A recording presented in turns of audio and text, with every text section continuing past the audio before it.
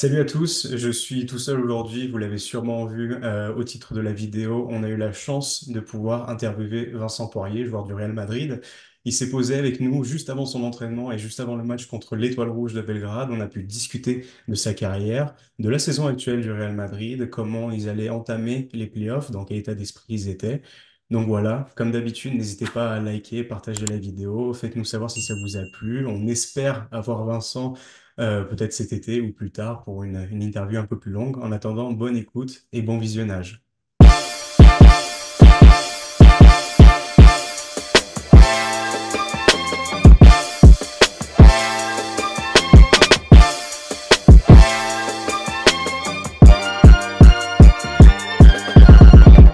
Bon, Vincent, merci beaucoup de nous accorder un tout petit peu de ton temps. On commence toujours de la même manière chez Upset Media, les interviews toujours pareil. On veut vraiment savoir comment ça va aujourd'hui. Bah, ça va très bien.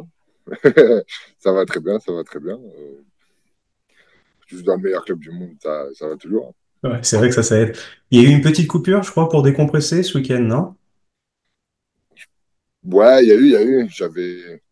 J'avais une petite douleur au tendon d'Achille. Là, ça faisait un moment que je la traînais, donc j'ai demandé au club si je pouvais avoir un peu de jours de repos voilà, pour réattaquer la deuxième partie, la plus importante. Et donc voilà, ils m'ont laissé un peu de jours off pour remettre tout ça au max. Bah, nickel. Euh, Justement, ta saison Euroleague, on sait que l'année dernière, t'as loupé le Final Four parce que t'étais blessé. Comment tu te sens cette saison, collectivement ou individuellement?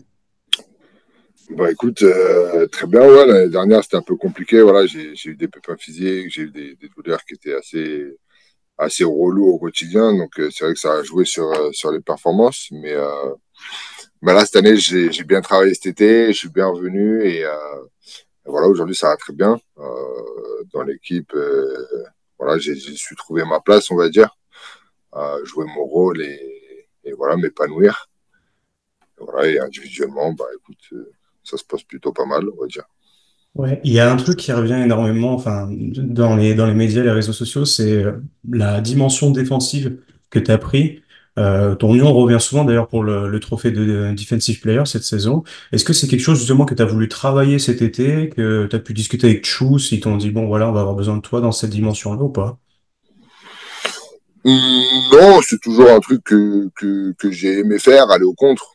Parce que voilà, je suis pas quelqu'un qui vole des ballons, je suis pas quelqu'un voilà, qui défonce de 1 à 5, mais voilà, protéger l'arceau et empêcher les autres de dunker spécialement, tu vois.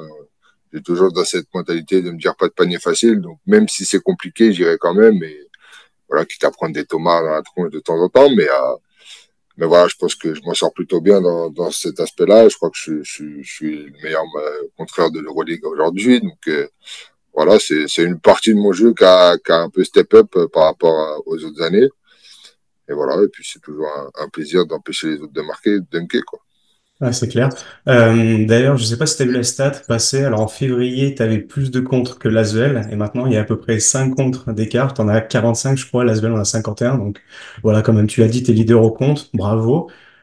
Sur les réseaux, on te tag souvent, on te certifie, on te donne la tartine d'or pour les magnifiques scotch que tu nous mets.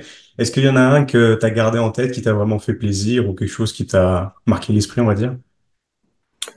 Moi, déjà, j'aimerais bien qu'ils les comptent tous quand j'en fais.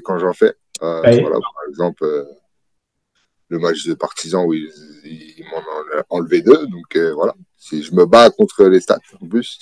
Mais non, un qui m'a marqué, je veux dire celui sur Makisic contre l'Olympiakos, qui était quand même important en fin de match. Il était quand même pas mal. En plus, il drive main droite. Je suis un peu loin, je suis en retard, etc. Et j'arrive à quand même le contrer. Il y en a eu des pas mal, hein. À Monaco, je pense à Alpha Diallo qui vient et qui la met un peu derrière. Voilà, tu sais jamais s'il va réussir à la rabattre ou non. Euh, J'en ai un autre.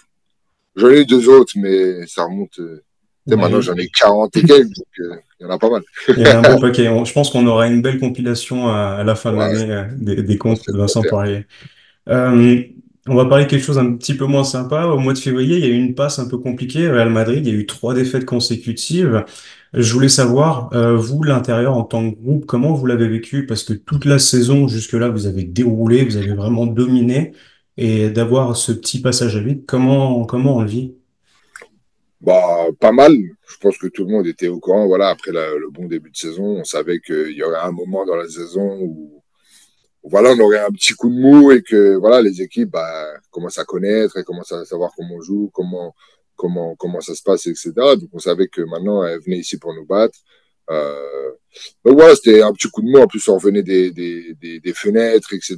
Donc c'est un moment où l'équipe se retrouvait à nouveau, etc.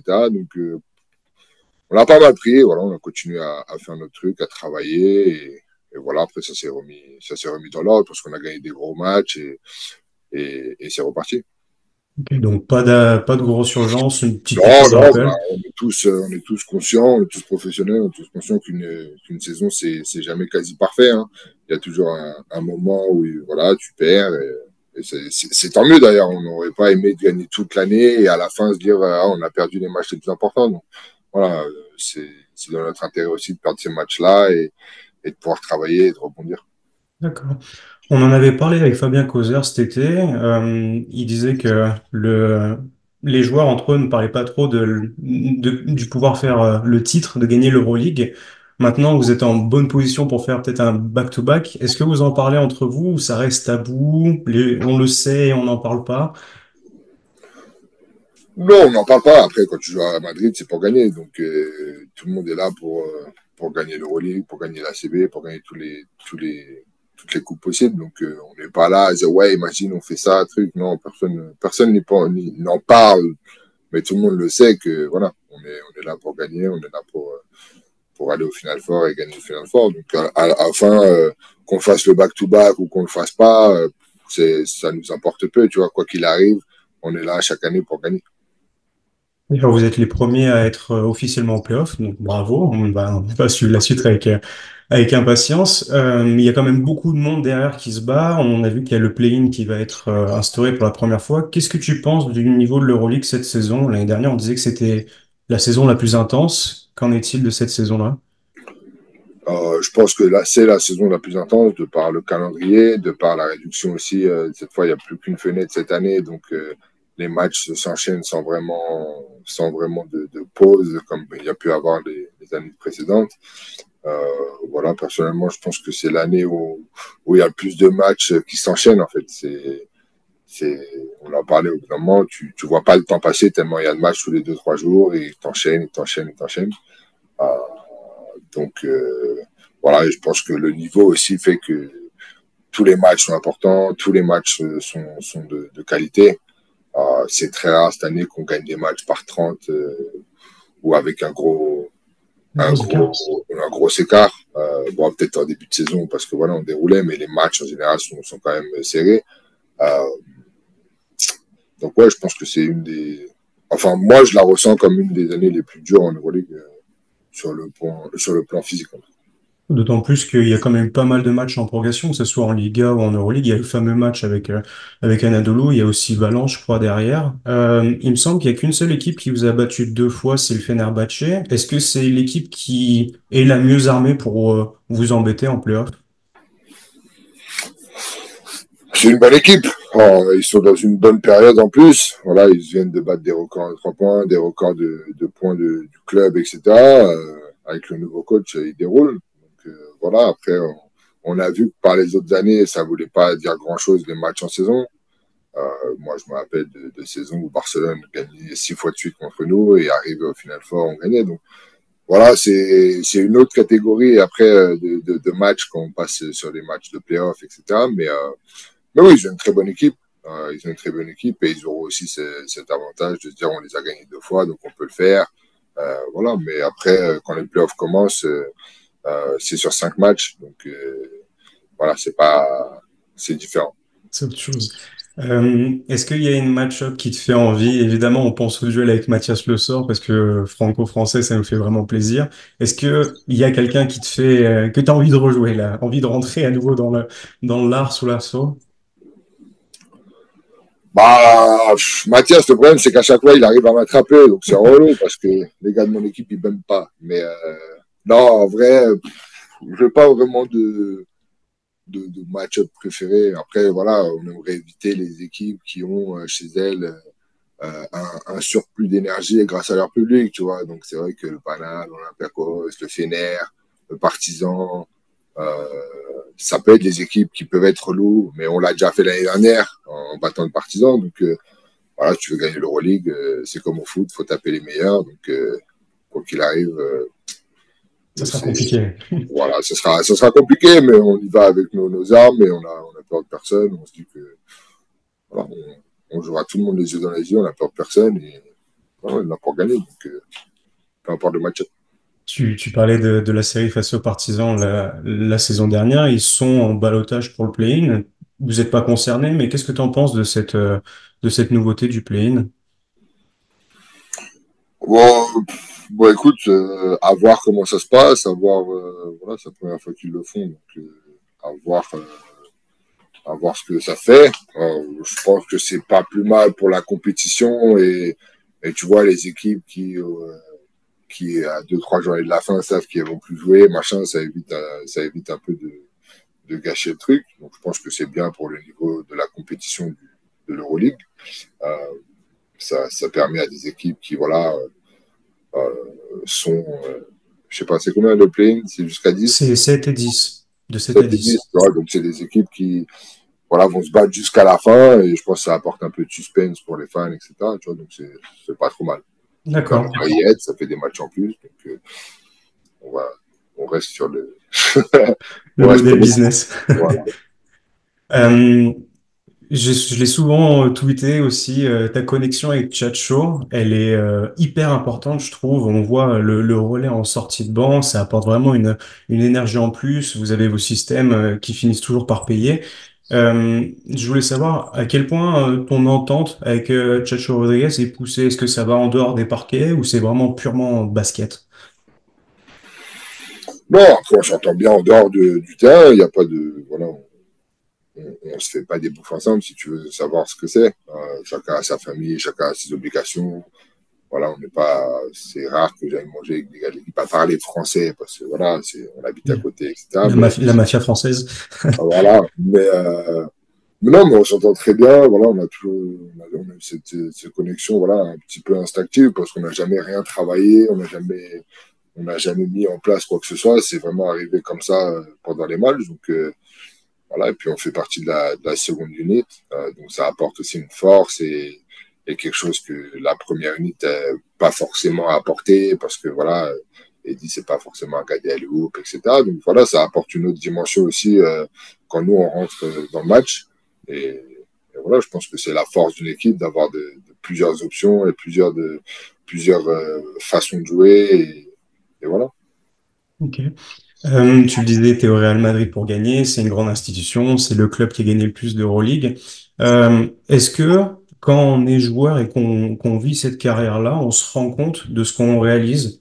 Tu as souvent parlé de ton parcours qui est très peu académique, tu t'es mis au basket tard, tu as quand même fait beaucoup de clubs, tu es passé par la NBA, il y a eu Baskonia, il y a eu Paris. Est-ce que à 30 ans, tu prends le temps des fois de te poser et te dire, j'ai quand même fait pas mal de trucs dans ma vie là. Ouais, bah, j'ai l'avantage chez moi d'avoir beaucoup de trucs qui me remémorent un peu ma carrière. Voilà, j'ai des maillots, j'ai des coupes, etc. Donc c'est vrai que bah, tous les jours, tu vois, je passe et je peux réaliser que je suis parti de loin et que j'ai réussi à accomplir pas mal de choses. Euh, voilà, j'essaie de profiter au max aussi de tout ça, de jouer à un très haut niveau, de pouvoir vivre des émotions incroyables et de pouvoir gagner des titres, de pouvoir jouer avec des grands joueurs. Mais voilà, mais quand t'es en vrai point dans ta carrière, je pense pas que ce soit là où tu réalises le plus. Je pense qu'à la fin, c'est là où tu te poses et vraiment tu te dis que ça a été une belle aventure, tu vois. Donc j'espère m'en rendre compte le plus tard possible et, et voilà, d'avoir encore plein de trucs à vivre. En tout cas, on te le souhaite. Est-ce que tu as eu le temps de suivre un petit peu l'Eurocup? On sait qu'il y a Paris et il y a Bourg avec ton ancien coach, Freddy Foutux. Est-ce que tu as le temps de suivre l'Eurocup? Ah, je regarde pas les matchs, je suis pas Mhm. je regarde pas beaucoup de basket, mais c'est vrai que je suis les résultats de par Freddy, de par les joueurs aussi qui jouent là-bas, que ce soit Zachary, que ce soit Nadir, etc. Donc voilà, on suit les équipes. Et puis je trouve ça cool aussi qu'il y ait des équipes françaises comme ça qui montent de plus en plus dans les championnats européens. Euh, et voilà, tu pourras accompagner aussi l'Asvel, Monaco. Voilà, Bourg qui est un peu la surprise, on va dire, parce que c'est pas une mégalopole et qu'il y a pas, voilà, personne connaît. Mais voilà, c'est bien pour Paris aussi. Voilà, c'est lourd, c'est deux équipes qui jouent bien au basket. Et puis, comme tu l'as dit, j'ai eu Freddy l'autre jour en plus au téléphone. Et voilà, je lui ai souhaité bonne chose. Donc, ça paye pour l'instant, à voir si le match 2 aussi. On croise les doigts. Mais voilà, non, je trouve ça cool, tu vois. Donc pas surpris par le parcours ou ce qu'il a pu faire avec la JL jusque-là. Non, pas surpris, parce que j'ai toujours estimé que c'était un bon coach quand je l'ai eu à Paris. Donc j'ai toujours estimé que c'était un bon coach et j'espère que ça sera encore plus grand que ce qu'on pense. Et voilà. Euh, mais s'il continue comme ça, il y a des très belles choses qui vont s'offrir à lui. Et, euh, et voilà, je pense que c'est son rêve aussi de coacher en Euroleague. C'est un des premiers à m'en avoir parlé, voilà, de l'Euroleague, parce que moi je ne connaissais pas à l'époque. Mais voilà, donc, j'espère. Ok. Bon, tu l'as dit avec l'Eurocup. Est-ce que tu suis un petit peu les futurs grands pivots rim protecteurs qu'on a en France? On a quand même un beau vivier maintenant. Je pense à des jeunes comme Neil Sako ou voilà, bon, tu as parlé de Rizaché aussi.